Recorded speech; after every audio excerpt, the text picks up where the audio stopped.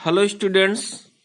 और आज हम लोग क्लास 9th में सोशल साइंस में अपने अगले टॉपिक की बात करेंगे। और इसके पहले हमने कुछ इम्पॉर्टेंट टॉपिक की चर्चा की थी। और आज हम लोग भूगोल के खंड में हमारे पास एक लेसन है, भारत का भौतिक स्वरूप। सभी लोग अपनी बुक्स देख लेंगे और उसमें एक लेसन है, भारत का भौतिक स्वरूप। उसमें हम लोग आज पढ़ेंगे भारत के भू आकृतिक विभाग।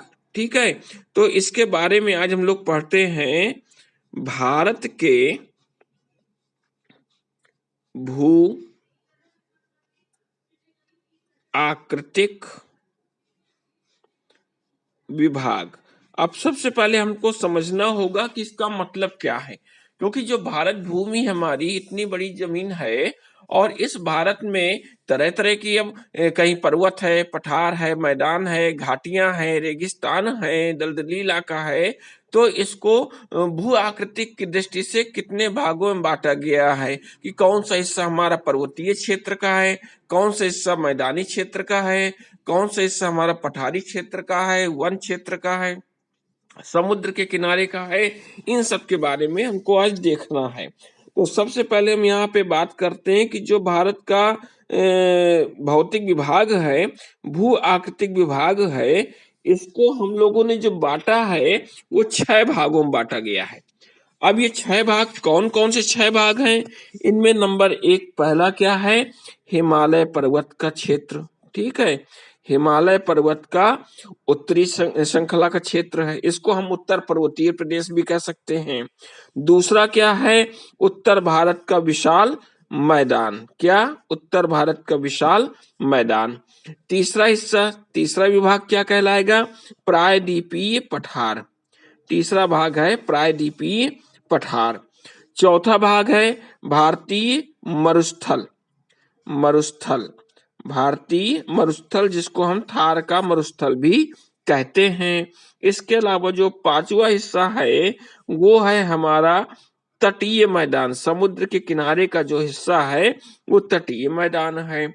और जो छठा भाग है, भू आकृतिक विभाग भारत का छठा हिस्सा है, वो है जो भी हमारे द्वीप समूह हैं उनको बांटा गया है।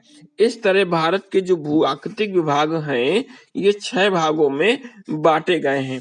और सबसे पहले अब हम लोग बात करते हैं यहाँ पे अपने पहले भू आकृतिक विभाग की, जिसको भारत में बांटा गया है, और वो है हमारा कौन सा? हिमालय का पर्वत। ठीक है, हिमालय का पर्वतीय क्षेत्र, हिमालय पर्वत। अब इसकी खास बात क्या है कि भारत की उत्तरी सीमा में ये है, साथ में इसमें पश्चिम और पूर्व दिशा में कई नदियां हैं। सिंधु नदी है, उधर पूर्व दिशा में ब्रह्मपुत्र नदी है। इसके अलावा हिमालय विश्व की सबसे ऊंची चोटी है, ये हमको याद रखना है। साथ में यदि इसकी पूरी लेंथ देखते हैं, हिमालय पर्वत की पूरी लेंथ देखते हैं कि कहां से कहां तक ये विस्तृत है, तो 2400 किलोमीटर। सोच लीजिए, लगभग 2500 किलोमीटर, 2400 किलोमीटर की लंबाई में ये फैला हुआ है। और यदि इसकी चौड़ाई की बात करते हैं तो इसकी जो चौड़ाई है वो 400 किलोमीटर की है। 400 किलोमीटर की चौड़ाई है। यदि अरुणाचल प्रदेश की तरफ जाते हैं तो चौड़ाई कम हो जाती है, केवल लगभग 150 किलोमीटर के आसपास ही रह जाती है। अब इसमें जो विभाजन किया गया है तो हिमालय पर्वत का विभाजन 3 भागों में किया गया है। अब जो 3 भाग हैं वो कौन कौन से हिमालय पर्वत के 3 विभाग किए गए हैं उसके बारे में भी हम लोग देखते हैं। तो नंबर 1 जो विभाजन है इसको हम लोग कहते हैं महान हिमालय। क्या कहते हैं? महान हिमालय, ये पहला विभाग है। दूसरा विभाग कौन सा है? हिमाचल। दूसरा विभाग है हिमाचल क्षेत्र। अब इसको हम निम्न हिमालय के नाम से भी जानते हैं। और जो तीसरा हिस्सा है इसको हम बाह्य हिमालय कहते हैं, या इसी को हम लोग शिवालिक श्रेणियां कहते हैं। शिवालिक श्रेणियां कहते हैं। तो अब नंबर 1 में क्या आया हमारा? महान हिमालय। इसी को आंतरिक हिमालय भी कहते हैं, इसी को हिमाद्री भी कहते हैं। और ये वर्ष भर बर्फ से क्या होती है, ढकी रहती हैं ये चोटियां, इसीलिए इसको हिमाद्री बोला जाता है। बहुत सारी इसमें घाटियां हैं, इसमें ऊंचे ऊंचे पर्वत भी शामिल हैं, जिनकी एवरेज जो ऊंचाई है लगभग 6000 मीटर इनकी ऊंचाई है, ऊंचे शिखर हैं।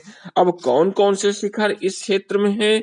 इसमें माउंट एवरेस्ट है, गाडविन आस्टिन है, कंचनजंगा, मकालू, धौलागिरी और नंगा पर्वत। इस तरह बहुत सारी इसमें चोटियां भी इम्पोर्टेंट पाई जाती हैं।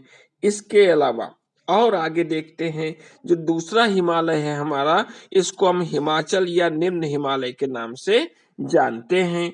और इसमें क्या है, इसकी जो औसत ऊंचाई है वो 3700 मीटर, 3700 मीटर से लेकर के 4500 मीटर के बीच में इसकी ऊंचाई है। और जो इसकी चौड़ाई है वो 50 किलोमीटर के आसपास है इसकी।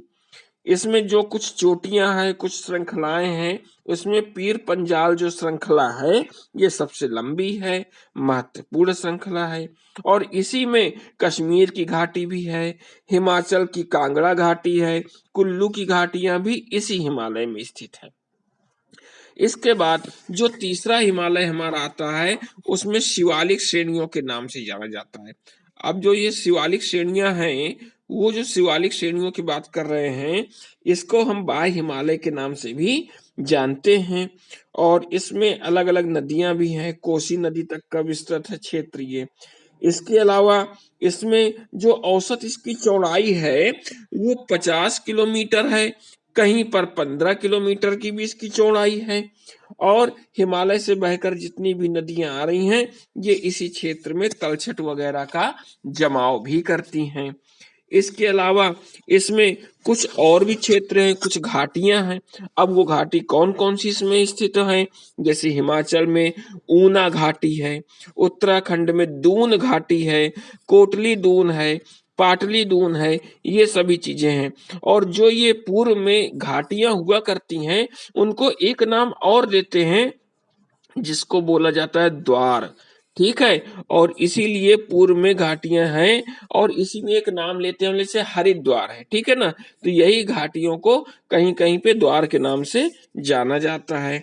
तो इस तरह हम लोग ने देखा कि जो हिमालय है, महान हिमालय, ये 3 भागों में बटा हुआ है। अब इसके बाद इसका आप लोग डिटेल बना दीजिएगा। जो भी शब्द आपको कम समझ में आए आप दोबारा रिपीट करके इस वीडियो को देख लीजिएगा और इसको डिटेल बना करके मुझको सेंड कर दीजिएगा। इसके बाद हम लोग मिलते हैं अपने अगले टॉपिक पे।